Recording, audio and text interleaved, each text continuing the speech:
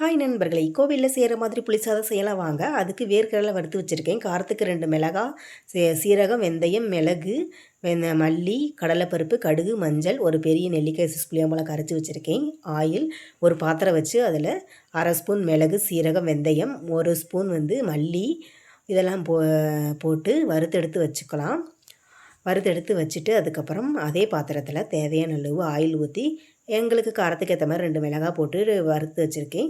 அதே பாத்திரத்தில் ஆயில் ஊற்றி கடுகு உளுந்தம் பருப்பு போட்டு பொரிய விட்டு அதுக்கப்புறம் கடலைப்பருப்பு போட்டு பொரிஞ்சதுக்கப்புறம் 2 வரமிளகாய் ஃப்ளேவருக்கு போட்டுக்கிறேன். இப்போது கடுகு சேர்த்து பொரிய விட்டுக்கலாம். கருவேப்பில் போட்டு பொரிய விட்டதுக்கப்புறம் கரைச்சி வச்சுருக்க புளி ரசத்தை இதில் சேர்த்துக்கலாம். இப்போது தேவையான அளவு மஞ்சத்தூள் சேர்த்து மிக்ஸ் பண்ணி விட்டுக்கோங்க. நான் இப்போவே தேவையான அளவு உப்பு சேர்த்துக்கிறேன். நீங்களும் சேர்த்துக்கிறதா இருந்தாலும் சேர்த்துக்கலாம். அதுக்கப்புறம் இது கொதிக்கட்டும். நம்ம வறுத்து எடுத்து வச்சுருக்கிறத நம்ம பவுட்ரு பண்ணி எடுத்து வச்சுக்கலாம். அப்போனா தான் ரசம் ரெடியாக நல்லா சுண்டி வர்றப்ப இந்த பவுட்ரு அதில் மிக்ஸ் பண்ணிக்கலாம். வாங்க இப்போ மிக்ஸ் பண்ணிக்கலாம். நல்லா கெட்டியாகாத மாதிரி இந்த பவுட்ரு போட்டதுக்கப்புறம் ரசத்தை நல்லா மிக்ஸ் பண்ணி விட்டுக்கோங்க. பாருங்கள், புளி சாதத்துக்கு தேவையான புளி ரசம் ரெடி. வாங்க இப்போ சாப்பாட்டை இதில் மிக்ஸ் பண்ணலாம்.